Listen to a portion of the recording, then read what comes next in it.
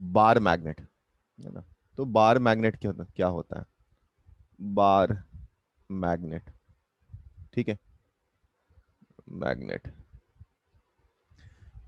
ये देखा गया कि मान लो आप इसको घर पे भी एक्सपेरिमेंट कर सकते हैं कि अगर एक मैग्नेट है अपने पास, छोटा सा मैग्नेट है, इस मैग्नेट इस मैग्नेट पे आप कोई पेपर रख दो और उसके ऊपर आयरन के जो फ्लेक्स होते हैं, मतलब आयरन का जो पाउडर है, आप अगर उसे स्प्रिंकल करते हैं, छीट देते हैं, तो क्या होता है? ये देखा गया कि जो बार मैग्नेट पे है, शीट्स पे, ये जो आयरन है वो कुछ इस प्रकार से रख गया है, एक प्रॉपर पैटर्न बनाकर ये रह रहा था।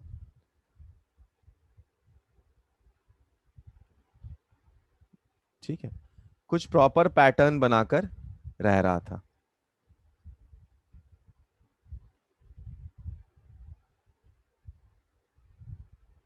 कुछ प्रॉपर पैटर्न बनाया हुआ था। तो जब आपने आयरन रॉड के ऊपर जो पेपर रखा था वहां पर जब आपने स्प्रिंकल करा, तो आपने क्या देखा कि दो पर्टिकुलर पॉइंट के अबाउट दो पर्टिकुलर पॉइंट के अबाउट जो आयरन्स के फ्लिक्स हैं वो खुद को रीअरेंज करे हुए हैं, वो खुद को रीअरेंज करे हैं। तो यहां से क्या बोला गया, यहां से ये निष्कर्ष निकाला गया, ये बोला गया, ठीक है, इसको देखकर एक निष्कर्ष निकाला गया कि the bar magnet the bar magnet has pole bar magnet has pole similar to has pole similar to similar to positive similar to positive और नेगेटिव, पॉजिटिव एंड कर देते हैं, पॉजिटिव एंड नेगेटिव चार्ज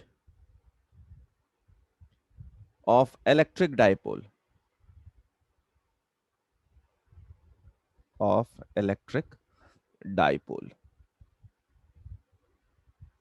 तो क्योंकि यहां पे दो poles या दो पॉइंट के अबाउट जो आयरन के फ्लिक्स थे वो खुद को रीअरेंज कर रहे थे, तो कुछ ऐसा देखने को मिल रहा था कि इलेक्ट्रिक जो डाइपोल होता है, जहां पर नेगेटिव चार्ज पॉजिटिव चार्ज है, यहाँ पे नेगेटिव क्यू चार्ज है, यहाँ पे पॉजिटिव क्यू चार्ज है, तो यहाँ से भी इलेक्ट्रिक फील्ड लाइंस निकल रही थी, यहाँ पर आकर टर्मिनेट हो रही थी, यहाँ से भी इलेक्ट्रिक फील्ड लाइंस निकल रही थी, टर्मिनेट हो रही थी। तो ये पैटर्न कुछ ऐसा ही दिख रहा था। तो इस पैटर्न को देखते हुए ये बोला गया कि हाँ भाई साहब, ये जो अपने पास बार मैग्नेट है उसमें भी दो टाइप के पोल्स हो सकते हैं।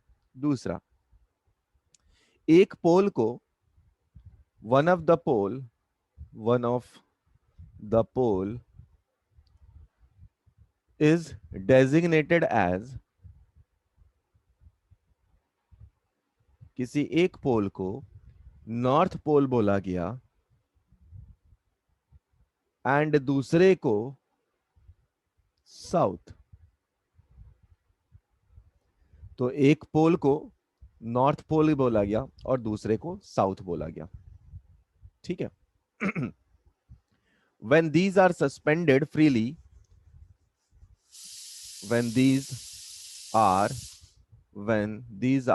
these are सस्पेंडेड फ्रीली, किसी भी बार मैग्नेट को अगर आप सस्पेंड करते हैं, मान लीजिए बार मैग्नेट है ये, इसे हम लोग सस्पेंड करते हैं, तो ये अपने आप को geographical north and south of earth की तरफ अलाइन करने का टेंडेंसी रखेगा।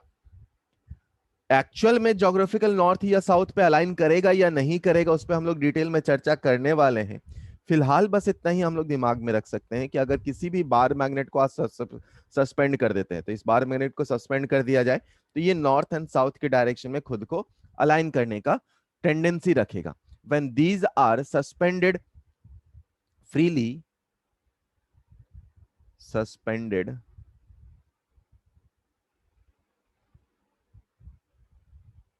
when these are suspended freely, they points approximately approximately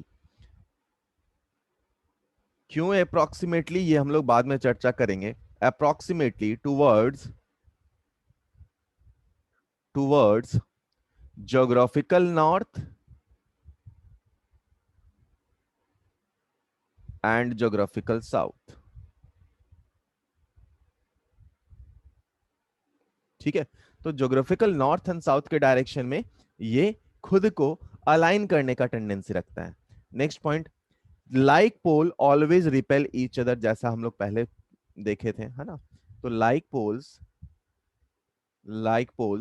repel repel and unlike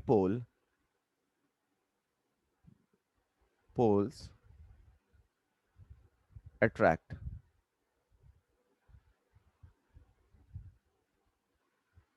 ठीक है, तो लाइक पोल रिपेल करेंगे और अनलाइक पोल अट्रैक्ट करेंगे। If you break a magnet if you break if you break a magnet,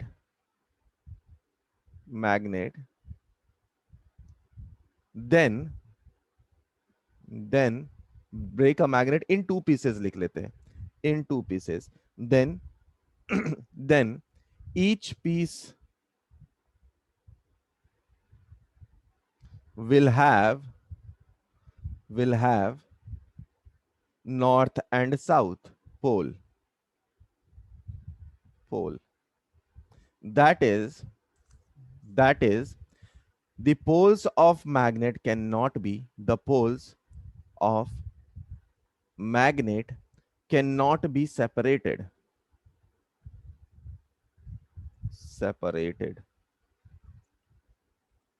ठीक है, देखो हम लोगों ने क्या पढ़ा। जब एक बार मैग्नेट के ऊपर, सपोज ये बार मैग्नेट है अपने पास, है ना, इसके ऊपर मान लो पेपर रख दो, कई बार बोला जाता है ग्लास प्लेट रख दो। तो इसको रखने के बाद आप इसके ऊपर मान लो आयरन का ग्लास प्लेट रख दो तो और अच्छा दिखेगा। आयरन के फ्लिक्स मतलब पाउडर, उसको आप ऊपर बिखेर दो, है ना। तो क्या दिखेगा आपको, दिखेगा कि जो पाउडर है या फ्लिक्स है वो एक प्रॉपर पैटर्न में जा रहा है। जहां पर पोल्स जो एंड वाले पॉइंट है वहां पर बहुत ज्यादा वो एक प्रॉपर पैटर्न में बना हुआ है दोनों एंड के अक्रॉस। और फिर बाकी जगह से आपको दिख रहा है कि वो अलाइन कर रहा है खुद को कि एक एंड से निकलकर दूसरे के तरफ जा रहा है। तो यहां से आप क्या निष्कर्ष निकालेंगे कि एक बार मैग्नेट है जिसमें सेम टाइप के पोल होंगे। एक को आप पॉजिटिव असाइन कर देते हैं और दूसरे को नेगेटिव, जैसा कि इलेक्ट्रिकल डाइपोल में किया था। अगर एक पोल को हम लोगों ने डिजाइन किया, क्या डेजिग्नेटेड किया नॉर्थ और दूसरे को साउथ किया।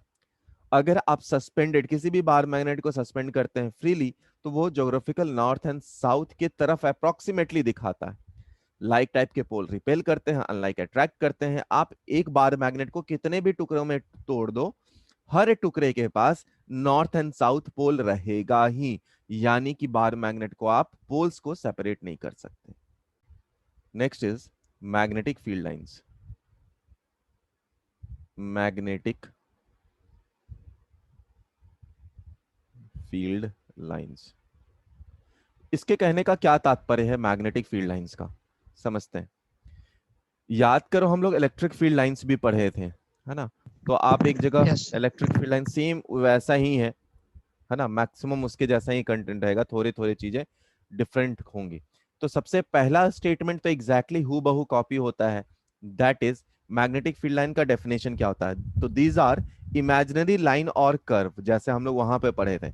टेंजेंट टू विच, अगर हम लोग टेंजेंट उस लाइन पे आप ड्रॉ करते हैं, है ना, तो क्या देता था वो जब इलेक्ट्रिक फील्ड लाइंस पढ़ते थे हम लोग, तो tangent to which gives the direction of electric field lines.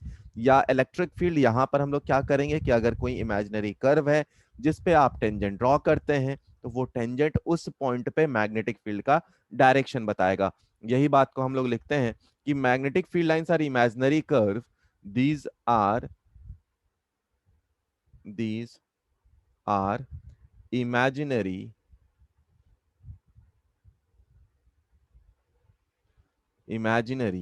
curve tangent to which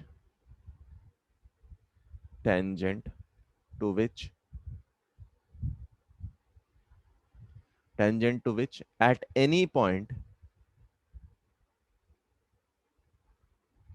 tangent to which at any point gives the direction of, gives the direction of magnetic field lines, magnetic field lines at that point, that point. Next, these field lines are same, these field lines are same as, same magnetic field of bar magnet भी आप बोल सकते हैं, है ना. These field lines are same as the field या magnetic field produced by, produced by a solenoid, produced by a solenoid, and they form a closed loop, close loop. ठीक है. देख, अगर किसी बार मैग्नेट को सपोज मैं draw करता हूं, है ना, ध्यान से सुनना, बार मैग्नेट को अगर मैं ड्रॉ करूं तो इसमें फील्ड लाइंस क्या होंगे, यहां पर होगा कहीं नॉर्थ पोल और यहां पे होगा कहीं पे साउथ पोल. ठीक है. तो होगा क्या बेटा, जो फील्ड है या मैग्नेटिक फील्ड लाइंस है वो नॉर्थ से निकलेगा, नॉर्थ से निकलेगा, साउथ की तरफ आएगा और साउथ पे मिलेगा. नॉर्थ से निकलेगा, साउथ पे आएगा, नॉर्थ से निकलेगा, साउथ पे आएगा, नॉर्थ से निकलेगा, साउथ पे आएगा. ठीक है. नॉर्थ से निकला, साउथ पे आया. बट बट जैसे ही बार मैग्नेट के अंदर आए, हम लोग बार मैग्नेट के अंदर आए, तो फील्ड लाइंस कहां से कहां आएंगी, साउथ से लेकर नॉर्थ तक आएंगे, क्योंकि ये क्लोज लूप फॉर्म करता है. अब बना क्लोज लूप. तो आउटसाइड जो फील्ड लाइंस हैं वो कहां पर है, नॉर्थ से साउथ है. बट इनसाइड में जो फील्ड लाइंस है वो कहां से कहां है, साउथ से नॉर्थ है. उसी बात को हम लोग लिखेंगे. ठीक है. कि these field lines, the magnetic field lines are from north to south outside the magnet, outside the bar magnet. अच्छा. but it is from south to north inside the magnet, inside the magnet. ठीक है. तो अगर outside बोला जाए तो field lines कहां से कहां तक है, फील्ड लाइन से नॉर्थ से साउथ की तरफ. बट जैसे ही इनसाइड की बात की गई तो ये फील्ड लाइंस कहां से कहां तक है, साउथ से नॉर्थ की तरफ है. ठीक है. घर पे भी कर सकते हैं, है ना. एक एक्सपेरिमेंट घर पे भी कर सकते हैं. मान लो ऐसा हो, मान लो ऐसा हो कि आपके पास एक बार मैग्नेट है, आपने उठाया और इसको एक नेल्स, जो छोटे छोटे नेल्स आते हैं, कील आते हैं, उससे भरा हुआ एक डिब्बा है, आप उसमें लगा दो. तो आप क्या देखोगे कि नेल्स ज्यादा इस एंड पे रहेंगे, इस एंड पे ज्यादा रहेंगे, बट बीच में बहुत कम रहेगा. मतलब आप क्या वहां से बता सकते हैं, वहां से क्या बता सकते हैं कि जो पोल का स्ट्रेंथ है या मैग्नेटिक फील्ड का स्ट्रेंथ है वो जहां पे कहाँ ज्यादा है, एंड पे ज्यादा है. बट ये वाला जो पोर्शन है यहाँ पे फील्ड का स्ट्रेंथ बहुत कम है. और ये ट्रू भी है, क्योंकि फील्ड को आप कैसे बता सकते हैं, नंबर ऑफ फील्ड लाइन से बता सकते हैं. तो यहाँ पर फील्ड लाइंस बहुत ज्यादा है, बहुत ज्यादा है, और यहाँ पर भी बहुत ज्यादा है, लेकिन ये वाले फेस पे बहुत कम है फील्ड लाइंस. तो यहाँ पर मैग्नेटिक फील्ड एक्चुअली में कम है as compare to poles. No two field lines, no two field lines can intersect each other, each other, कोई भी दो फील्ड लाइंस इंटरसेक्ट नहीं करेंगी as at the point of intersection, at the point of intersection,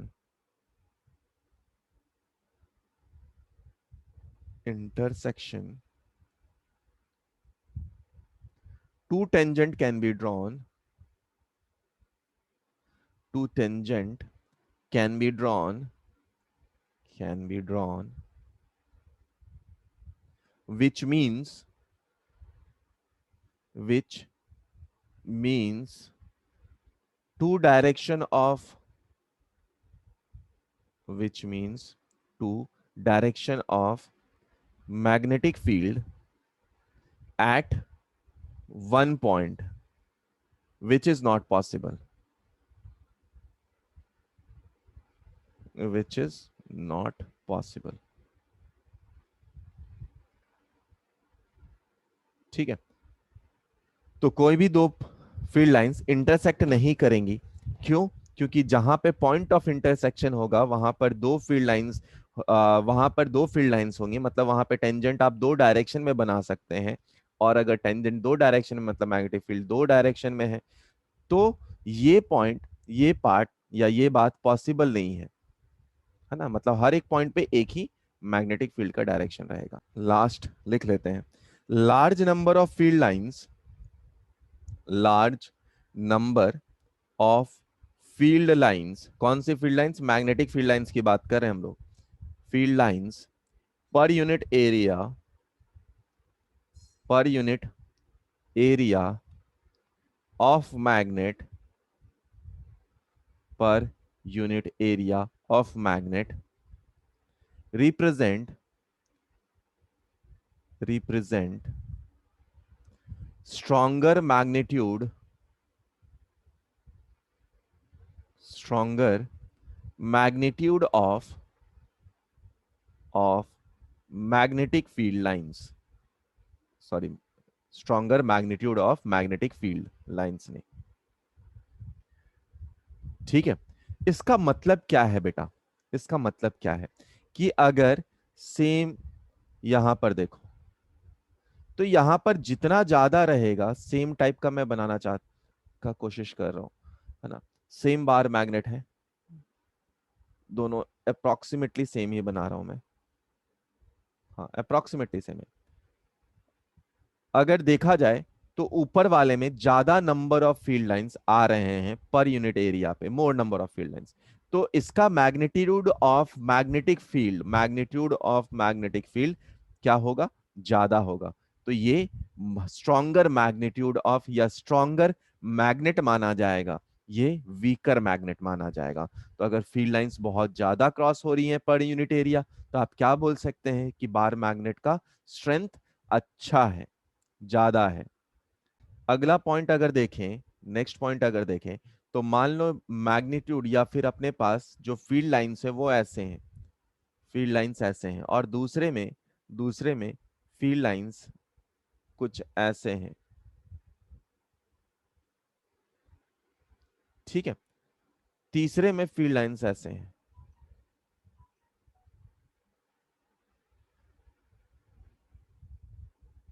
ठीक है, तो आप अगर देखो बेटा, तो इनमें से बोला जाएगा कि कौन सा यूनिफॉर्म है। यूनिफॉर्म फील्ड लाइंस कौन सा है? ये है यूनिफॉर्म मैग्नेटिक फील्ड, ये है यूनिफॉर्म मैग्नेटिक फील्ड। ये देखो नॉन यूनिफॉर्म है, नॉन यूनिफॉर्म है, और ये भी नॉन यूनिफॉर्म है।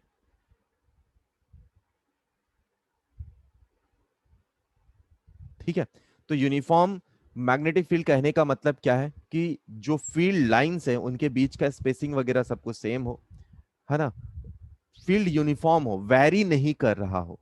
अगर फील्ड स्पेस के साथ वैरी कर रहा हो तो वो किस कैटेगरी में आ जाएगा? वो नॉन यूनिफॉर्म मैग्नेटिक फील्ड के कैटेगरी में आ जाएगा। अगर फील्ड स्पेस के साथ या डिस्टेंस के साथ वैरी नहीं कर रहा हो, वैरी नहीं कर रहा हो, कांस्टेंट हो, तो उसे आप यूनिफॉर्म मैग्नेटिक फील्ड बोलेंगे। देख बेटा, अपने पास बार मैग्नेट को हम लोग असाइन कर रहे हैं ना, ध्यान से देखना। चलो थोड़ा डायग्राम को अच्छा बनाया जाए, थोड़ा डायग्राम को बहुत बेहतरीन बनाकर समझाया जाए। आओ, डायग्राम, डायग्राम, डायग्राम। तो मान लो अपने पास एक बार मैग्नेट है, ठीक है। अब बार मैग्नेट में भी पोल्स हैं, ये हम लोगों ने अभी अभी पढ़ा। तो मान लो एक पोल को एम दिया और ये माइनस एम दिया। माइनस एम मतलब क्या, साउथ को रिप्रेजेंट कर रहा, और एम क्या रिप्रेजेंट कर रहा है, एम इज पोल स्ट्रेंथ। तो एम को हम लोगों ने क्या बोला, पोल स्ट्रेंथ, पोल स्ट्रेंथ। एक इंपॉर्टेंट बात है बेटा, समझना, अगर यहां से यहां तक के बीच का डिस्टेंस, मतलब अगर इसकी लंबाई एल है, अगर इसकी लंबाई एल है, तो पोल्स के बीच का जो सेपरेशन है, मतलब यहां पर अपने पास क्या है, मैग्नेटिक पोल है, यहां पर अपने पास मैग्नेटिक पोल है, तो इन पोल के बीच का जो सेपरेशन है, ये एक्चुअल लेंथ से कम है ना। तो कितना कम है, तो ये 84% ऑफ एल होता है ना। मतलब कितना, 0.84 टाइम्स ऑफ एल होता है। तो एक्चुअल में जो नॉर्थ एंड साउथ पोल हैं, वो बार मैग्नेट के एंड वाले या फेस वाले सरफेस पे नहीं है। मतलब बार मैग्नेट अगर ये है तो यहां पर नहीं है, वो थोड़ा सा अंदर है। कितना अंदर है ना, कितना अंदर है, या पोल के बीच का डिस्टेंस आप बता सकते हैं, ठीक है। चलो, अब मान लो ऐसा किया जाए, सेम बार मैग्नेट है ना, इसको हम लोगों ने काट दिया। तो इसको काटना या तोड़ना दो पार्ट में पॉसिबल है। तो मान लो अभी मैंने लेंथ को छोटा कर दिया, लेंथ को L/2 कर दिया। तो कमाल की बात है ना बेटा। अच्छा ये बताओ कि पोल स्ट्रेंथ चेंज होगा या नहीं होगा इस केस में। पोल स्ट्रेंथ चेंज होगा नहीं होगा, पोल स्ट्रेंथ चेंज नहीं होगा, पक्की बात ना। देख, क्योंकि समझो, पोल स्ट्रेंथ क्या बता रहा था बेटा, कि नंबर ऑफ फील्ड लाइंस यहां पर आ रही हैं कितनी। तो अगर आप इसका क्रॉस सेक्शन को सेम रख रहे हैं, तो पोल स्ट्रेंथ चेंज नहीं होगा। तो पोल स्ट्रेंथ माइनस एम इधर, ये एम इधर। बट अगर आप डाइपोल मोमेंट निकाला है ना, तो डाइपोल मोमेंट कैसे निकलेगा, इसके लिए ऊपर वाले के लिए डाइपोल मोमेंट याद करो। डाइपोल मोमेंट हम लोग इलेक्ट्रोस्टैट्स में इलेक्ट्रिक डाइपोल भी निकालते थे। तो क्या होता था, आइदर ऑफ द चार्ज और charge into separation length. Length. यहां भी क्या हो जाएगा, mass into length, sorry, pole strength into length, है ना। स्मॉल एम हमेशा दिमाग में मास ही आता है। तो pole strength M, either of the pole strength into length, ये आ गया मैग्नेटिक डाइपोल मोमेंट। अब देख बेटा क्या हुआ है, यहां पर लेंथ आपने क्या कर दिया, आधा कर दिया। तो लेंथ अगर आधा हो गया है, लेंथ अगर आधा हो गया है, तो पोल स्ट्रेंथ के साथ क्या हो जाएगा। तो पोल स्ट्रेंथ कितना हो गया, M × L/2, यानी पोल स्ट्रेंथ कितना हो गया, आधा हो गया, ठीक है। अब मान लो दूसरा केस और लेते हैं, कि इसको हम लोगों ने इस तरह से काटा है, मतलब क्या, ये अपने पास ये 2 उंगली का समझ लो ये था, क्या है अपने पास, क्रॉस सेक्शन है ना। तो अभी क्या किया था आपने, आधा कट कर दिया था, या ये ज्यादा अच्छा दिखेगा, है ना। तो ये अपने पास क्या है अभी, बार मैग्नेट है। तो सबसे पहले क्या किया हम लोगों ने, आधा कट कर दिया। अब हम लोग आधा ऐसे कट करते हैं, है ना, मतलब इसका फेस वाइज इसे आधा कट करते हैं। तो इसको फेस वाइज आधा कट कर दिया, लेंथ को उतना ही रखा, बट फेस को आधा आधा कट कर दिया।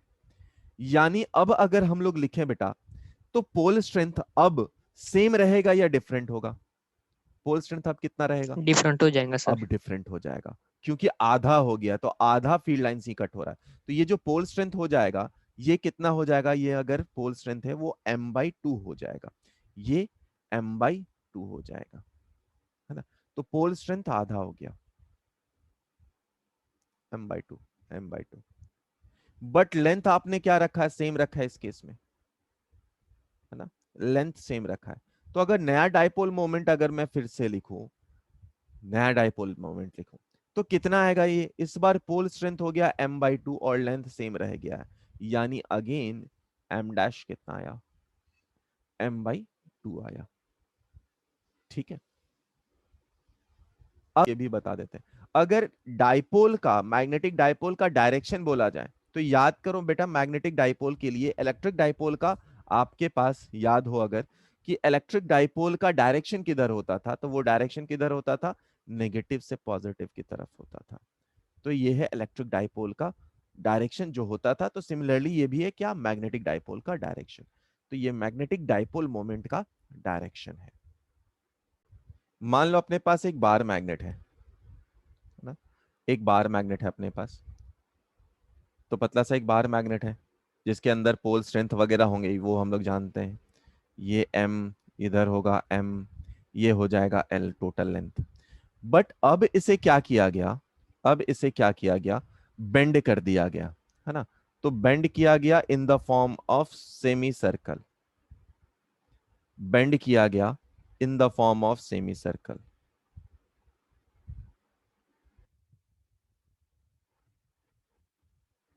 बेंड किया गया in the form of semi circle. तो अगर बेंड कर दिया गया है मतलब यहां पर -M आया हो और यहां पर +M आया हो, है ना,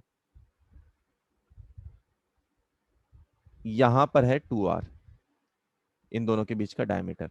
तो आपको नया मैग्नेटिक मोमेंट निकालने बोला होगा, आपको हॉर्स शू मैग्नेट, हाँ बोल सकते हो, आपको यहां पर नया मैग्नेटिक मोमेंट निकालने बोलेगा। ठीक है, तो गिवन डाटा है ये, इसको बेंड कर दिया आपने, तो क्योंकि क्रॉस सेक्शन सेम था तो मैग्नेटिक मोमेंट सेम रह जाएगा। अब आपको बोला है नया मैग्नेटिक मोमेंट निकालने, तो ट्राई करिए। तो option are, first option 4m/π, दूसरा ऑप्शन 2m/π, तीसरा ऑप्शन m/2π, चौथा ऑप्शन m/4π। ठीक है, ये है ऑप्शंस। अपने पास दो बार मैग्नेट है ना, दोनों को कुछ इस प्रकार से रखा है कि दोनों का सिमिलर टाइप का पोल एक साइड है, मतलब -M साथ है, यानी कि साउथ साउथ को साथ रखा है। M ऊपर है, इधर है M रखा हुआ, दोनों के बीच का लेंथ भी सेम ही है, L ही है। तो इसका नेट मैग्नेटिक मोमेंट बताना है अपने को।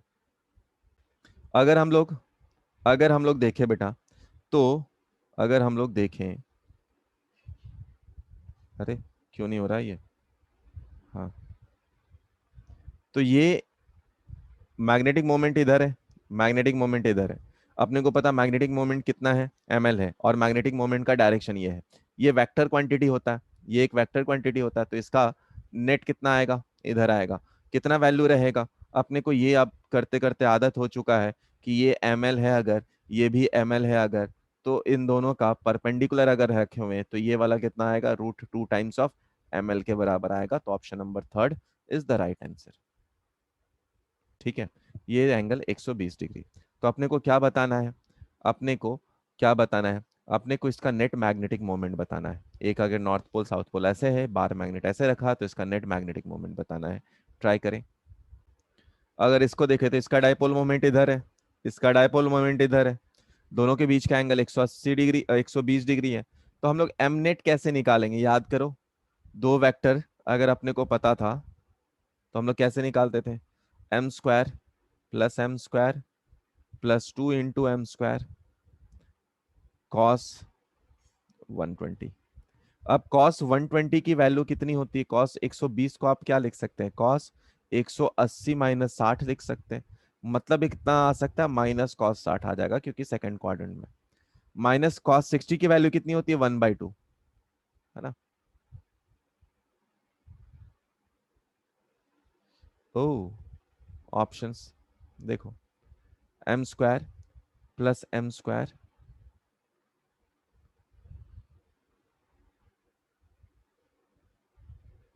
+ 2m², ये है cos 120 डिग्री, cos 120 डिग्री की वैल्यू -1/2। तो ये कट गया, है ना, एक चला गया, आंसर इज m आया directly, none of this, answer is m। Next सवाल, ध्यान देना।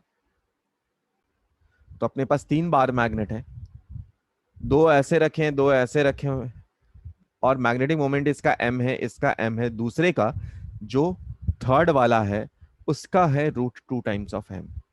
तो अपने को बताना है कि इस पूरे का m नेट कितना होगा, ये बताना है। पहला ऑप्शन है अपने पास 0, दूसरा ऑप्शन है अपने पास 2√2m, तीसरा ऑप्शन है अपने पास 2m,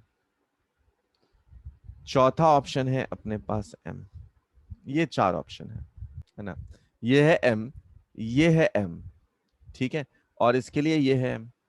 तो इन दोनों का रिजल्टेंट की अगर मैं बात करूं, है ना, इन दोनों का रिजल्टेंट का बात करूं तो ये इन दोनों का रिजल्टेंट ऐसे होगा, और कितना होगा वो √2m होगा।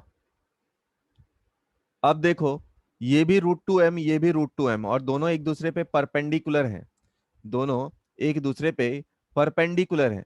तो इन दोनों का रिजल्टेंट किधर होगा, इधर होगा। कितना होगा ये, तो अगर मैं mnet की बात करूं, इसे mnet लिखता हूं मैं, mnet की बात करूं, कितना होगा वो, √2m का स्क्वायर प्लस √√2m का स्क्वायर। ठीक है, तो ये कितना आ गया, डन। सर सर हाँ, मैंने magnetic field due to a bar magnet, है ना, कोई भी बार मैग्नेट है उसके कारण मैग्नेटिक फील्ड लेते हैं। अगर एक और छोटा सा, इससे पहले एक लाइन बता देता हूं, उसको हटाकर फिर इस पे आते हैं, कि अगर मैग्नेटिक मोमेंट निकालना है तो आप ऐसे भी निकाल सकते हैं मैग्नेटिक मोमेंट, कि this is equal to current into area. ये भी मैग्नेटिक मोमेंट के बराबर होता है। एरिया कौन सा होगा, एरिया वेक्टर। ठीक है, तो एक मैग्नेटिक मोमेंट का अदर आप फॉर्म देखना चाहें तो मैग्नेटिक मोमेंट किसके बराबर होता है, करंट इनटू एरिया। अगर एन लूप हो तो वो NIA हो जाएगा फिर। ठीक, चलिए, तो हम लोग बात करें, एक बार मैग्नेट लेते हैं, पहला पॉइंट जिसमें एक्सियल पे निकालते हैं, तो मैग्नेटिक मोमेंट या magnetic field of a due to bar magnet at axial point same electric dipole के जैसा ही हम लोग निकालेंगे। तो यहां पर मान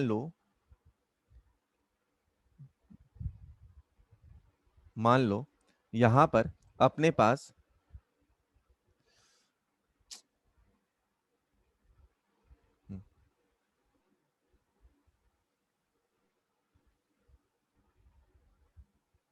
मान लो अपने पास ये मैग्नेटिक मोमेंट है ना, तो -m यहां पर प्लस m यहां पर, और इन दोनों के बीच का जो सेपरेशन है वो 2l के बराबर है, जैसे इलेक्ट्रिक डाइपोल के लिए लिया था।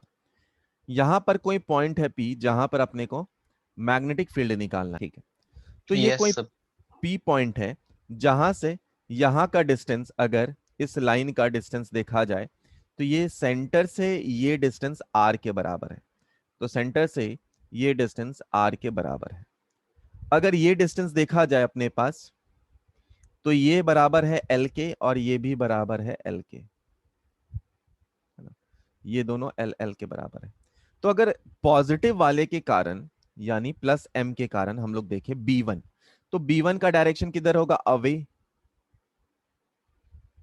ठीक है, याद करो बेटा, जैसे आप इलेक्ट्रिक फील्ड निकालते थे वैसे ही आप मैग्नेटिक फील्ड निकाल सकते हैं, क्या, किसी भी मैग्नेटिक पोल के कारण। तो आप इलेक्ट्रिक फील्ड किसी भी चार्ज के कारण क्या लिखते थे, KQ/R²। सिमिलरली आप magnetic field because of monopole, है ना, क्या लिख सकते हैं आप, K × M/R² लिख सकते हैं। तो अगर मैं B1 लिखना चाहूं तो मैग्नेटिक पोल से B1 की वैल्यू तो लिख सकता हूं, है ना। तो B1 की वैल्यू कितनी हो सकती है, B1 की वैल्यू हो सकती है μ0/4 पाई। अब देखो, ये जो कांस्टेंट होता है ना बेटा, ये कांस्टेंट, ये मैग्नेटिक फील्ड में आता है μ0/4 पाई के बराबर। ठीक है, तो कांस्टेंट को आपने क्या रखा, μ0/4 पाई इंटू m अपॉन, इसके बीच का सेपरेशन कितना हो जाएगा, ये डिस्टेंस जो है बेटा, ये डिस्टेंस कितना हो जाएगा, r - l का होल स्क्वायर। वहीं आप सेकंड वाले के लिए देखें, माइनस के लिए, तो माइनस के लिए किधर होता है, फील्ड टुवर्ड्स होगा, तो टुवर्ड्स B2 लिख सकते हैं। यानी कि B2 को अगर आप लिखें तो कितना होगा B2, वो होगा म्यू नॉट बाई 4 पाई, जो कि एक कांस्टेंट है, इनटू इनटू एम। चाहो तो माइनस एम भी लिख सकते हो, बट क्योंकि हम लोगों ने माइनस का के लिए टूवर्ड्स लिख लिया तो डायरेक्शन ही ऑलरेडी ले लिया, इसलिए यहां नहीं ले रहे, divided by R plus L का होल स्क्वायर। ठीक है। नेट मैग्नेटिक फील्ड, तो नेट मैग्नेटिक फील्ड अगर डाइपोल के कारण निकाले तो ये क्या होगा बेटा, बी नेट निकाल रहे हैं तो B1 माइनस B2 होगा, क्योंकि दोनों अपोजिट डायरेक्शन में। B1 माइनस B2, बहुत अच्छा। B1 माइनस B2 करना स्टार्ट कर दो तो म्यू नॉट बाई 4 पाई और m, ये तो कॉमन हो जाएगा। ये कितना है, 1 - r - l का whole square minus 1/r plus l का होल स्क्वायर। ठीक है। अब इसे जरा सिंप्लीफाई अगर हम लोग करें, इसे हम लोग सिंप्लीफाई करें तो डिनोमिनेटर में क्या क्या आ जाएगा, ये आ रहा mu naught by 4 pi m, यहां पर आया R square minus L square का होल स्क्वायर, और इधर आएगा देखो आर प्लस एल का होल स्क्वायर, तो कितना हो जाएगा, R square plus L square plus twice R L. इधर क्या आ जाएगा, minus R square minus L square plus 2 RL, तो कितना आ जाएगा, plus 4 times of R L के बराबर। ठीक है, अपने पास 4 RL आ गया। अब याद करो मैग्नेटिक मोमेंट की बात करें अगर, तो वो किसके बराबर होगा, m × 2l के बराबर होगा, है ना। इनके बीच का सेपरेशन 2l है, तो यहां से m × 2l को अगर मैं ले लूं तो मैग्नेटिक फील्ड की डायरेक्शन या वैल्यू पहले कितनी हो जाएगी, ये हो जाएगी म्यू नॉट अपॉन 4 पाई, है ना। यहां पर आएगा क्या, 2 times capital M into R divided by R square minus L square का होल स्क्वायर। ये आया अपने पास मैग्नेटिक फील्ड। ठीक है, ये आया अपने पास मैग्नेटिक फील्ड। अगर यहां पर हम लोग शॉर्ट बार मैग्नेट की बात करें, शॉर्ट बार मैग्नेट, है ना, छोटू मैग्नेट, अगर शॉर्ट बार मैग्नेट की बात करें, मतलब क्या है शॉर्ट बार मैग्नेट का, कि एल स्क्वायर की वैल्यू बहुत बहुत बहुत बहुत बहुत बहुत छोटी है आर स्क्वायर से, या एल की वैल्यू इनफैक्ट बहुत छोटी है आर से। तो आप क्या लिख सकते हैं, नीचे क्या आ जाएगा, आर का पावर 4 एक ऊपर से कैंसिल आउट कर देगा, तो बार मैग्नेट के लिए लिखें तो कितना आ जाएगा, mu naught by 4 pi into 2m/r³ same as before, 2m/r³। Direction किधर रहेगा, direction same as magnetic moment के डायरेक्शन के, बी नेट का डायरेक्शन इधर होगा। ठीक है, फिर से लिख रहा हूं, तो मैग्नेटिक मोमेंट के कारण जो फील्ड आएगा यहां पर, वो बी वेक्टर कितना होगा, वो होगा mu naught by 4 pi into 2m/r³ के बराबर, शॉर्ट बार मैग्नेट के लिए। ठीक है, और नॉर्मल के लिए तो ये है ही। देख, यहां पर अगर आप मैग्नेटिक मोमेंट लिखे हो तो मैग्नेटिक मोमेंट किसके बराबर है, m × 2l के बराबर है ना। यहां पे जो लिखा था मैग्नेटिक मोमेंट किसके बराबर है, ये मैग्नेटिक मोमेंट जो है वो पोल का strength into separation between them, 2l के बराबर है। तो 4 में से 2 ले लिया, तो m × TL क्या आ गया, कैपिटल M आया, फिर कितना बाकी रहा, सिर्फ 2 बाकी रहा और r बाकी रहा। Magnetic field due to bar magnet on normal bisector, normal इसको हटा ही दिया जाए पहले, फिर से लिखा जाए, ऑन नॉर्मल बाइसेक्टर।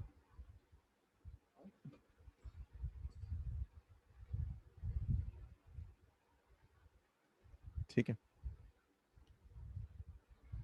आओ इसको पहले इन चेक करते हैं।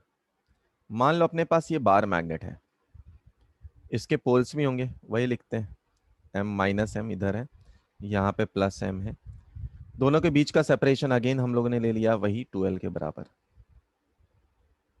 2l के बराबर। यहां पर एक परपेंडिकुलर बाइसेक्टर है अपने पास।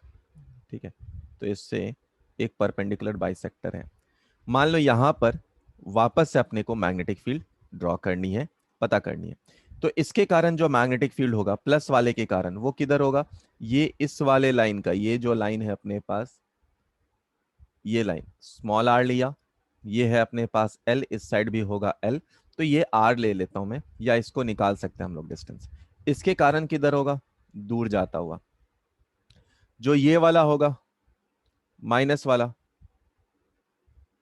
माइनस वाला, तो माइनस वाले के कारण किधर आता होगा, टूवर्ड्स आता हुआ।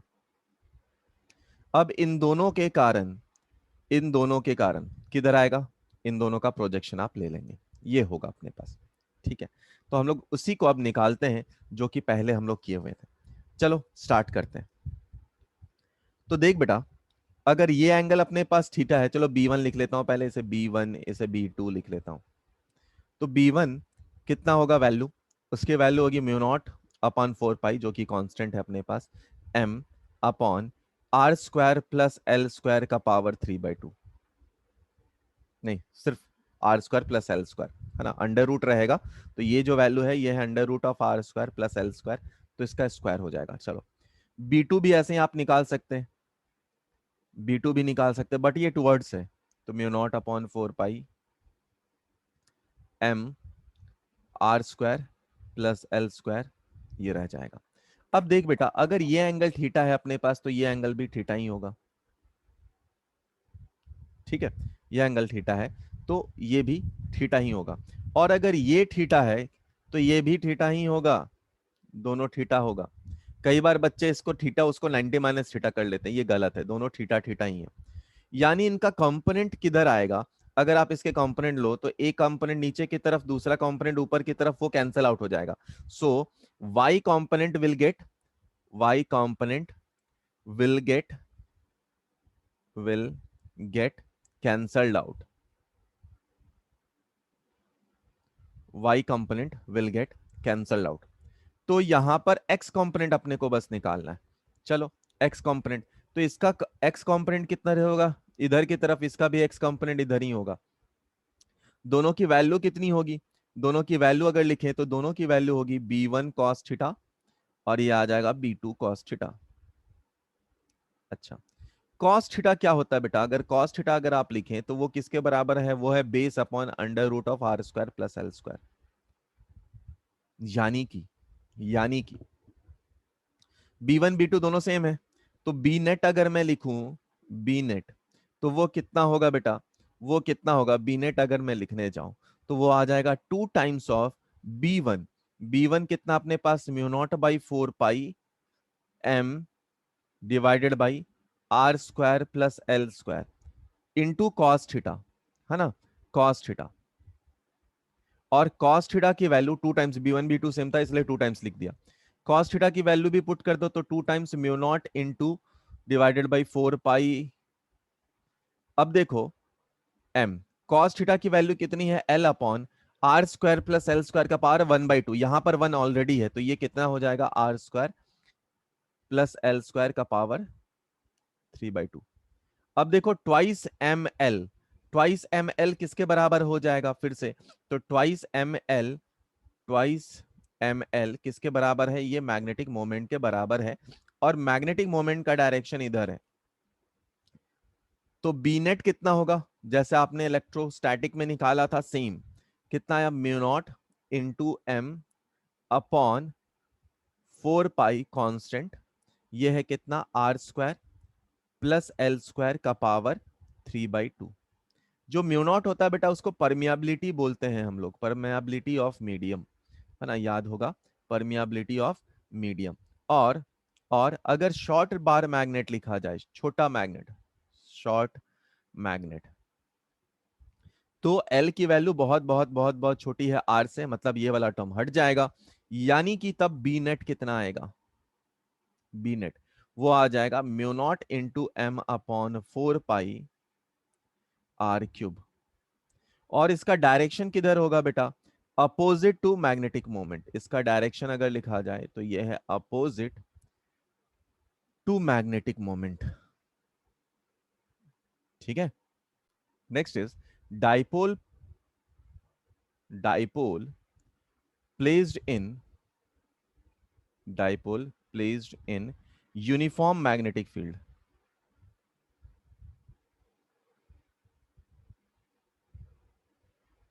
अगर कोई डायपोल यूनिफॉर्म मैग्नेटिक फील्ड में रखा हुआ है तो क्या होगा, है ना, यूनिफॉर्म मैग्नेटिक फील्ड। अच्छा, चलो समझते हैं हम लोग। बिल्कुल बार मैग्नेट वाला ही सब कुछ केस है। तो ये अपने पास यूनिफॉर्म मैग्नेटिक फील्ड लाइंस ले लेता हूं मैं, ये यूनिफॉर्म मैग्नेटिक फील्ड लाइंस।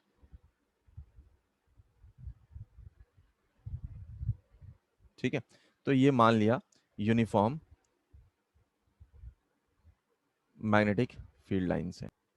तो हम लोगों ने एक बार मैग्नेट ले लिया, बार मैग्नेट ले लिया। अब ये बार मैग्नेट का पोल्स हम लोग रख लेते हैं। तो अगर ये माइनस एम यहां पर है, ये प्लस एम इधर है, ये मैग्नेटिक फील्ड है। तो अपने को पता है क्या लगने लगेगा, टॉर्क लगने लगेगा। तो इस पे जो फोर्स लग रहा है वो एम इंटू बी लग रहा। यहाँ पे जो फोर्स लग रहा है वो माइनस एम इंटू बी, मतलब पीछे की तरफ लग रहा। ये अगर दोनों के बीच का डिफरेंस 12 है, ये एंगल साइन थीटा है ना।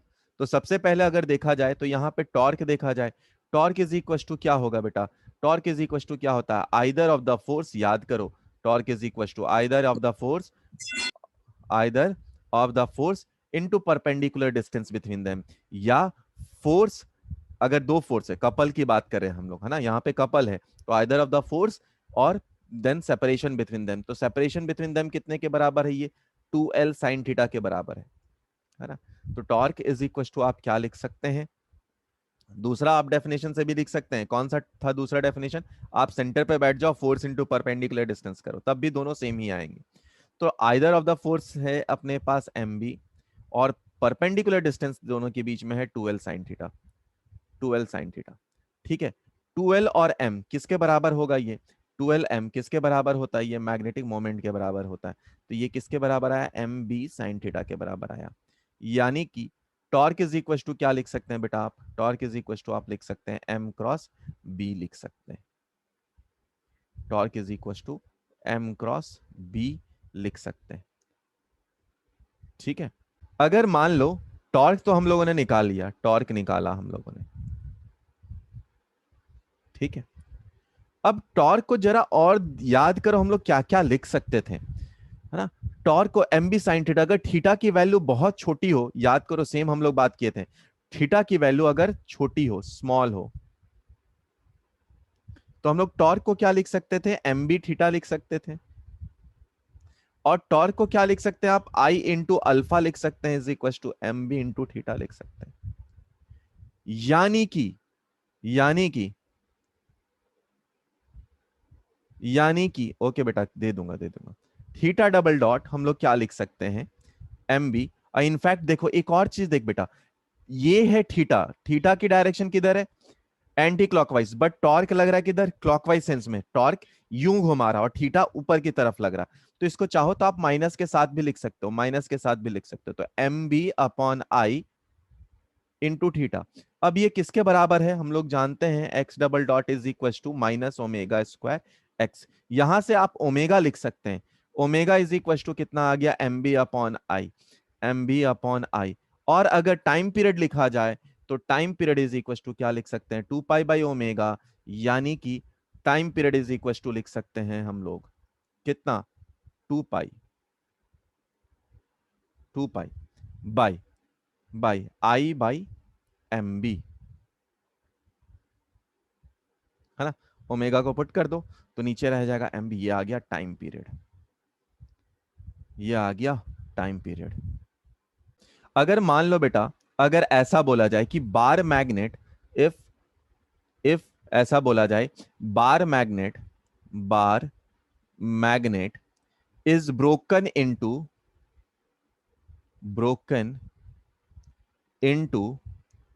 N part. तो एन पार्ट में अगर उसे तोड़ दिया जाए तो क्या क्या होगा। देखो बेटा, एन पार्ट में तोड़ेंगे, याद करो अभी हम लोग 2 पार्ट में तोड़ रहे थे तो m/2 आ रहा था, वैसे ही अगर मैग्नेटिक मोमेंट देखा जाए तो m डैश हो जाएगा m/n। आई होता है मोमेंट ऑफ इनर्शिया, है ना, आई क्या होता है, मोमेंट ऑफ इनर्शिया, वो होता है मास इंटू डिस्टेंस का स्क्वायर, मास इंटू डिस्टेंस का स्क्वायर। ठीक है, तो एल उसका डिस्टेंस है। अब इसको मास को आप क्या लिख सकते हैं, density into area into length, और ये है एल स्क्वायर, यानी एल के क्यूब के प्रोपोर्शनल है। है ना, डेंसिटी और एरिया कांस्टेंट है अगर, तो आई डैश कैसे चेंज हो जाएगा, आई डैश चेंज हो जाएगा आई अपॉन एन क्यूब के फॉर्म में, और इन सब को आप रख दोगे, एम डैश कैसे चेंज हुआ लिख दिया हम लोगों ने, आई डैश कैसे चेंज हुआ लिख दिया। जब आप बी तो चेंज होगा नहीं, मैग्नेटिक फील्ड चेंज होगा नहीं, तो जब आप इसे पुट करोगे तो टाइम पीरियड जो चेंज हो जाएगा वो आएगा T dash is equal to T by N के फॉर्म में आएगा। तो टाइम पीरियड कितने से चेंज हो जाएगा, टी बाई एन। मतलब अगर आप किसी बार मैग्नेट को दो पार्ट में चेंज करते हैं, और जब वो होल था तब उसका टाइम पीरियड अगर मान लो 4 सेकंड था, तो अगर आप उसको दो पार्ट में तोड़ दिए तो उसका टाइम पीरियड 2 सेकंड हो जाएगा। N is number of equal part में जो तोड़ा गया है वो। ठीक है,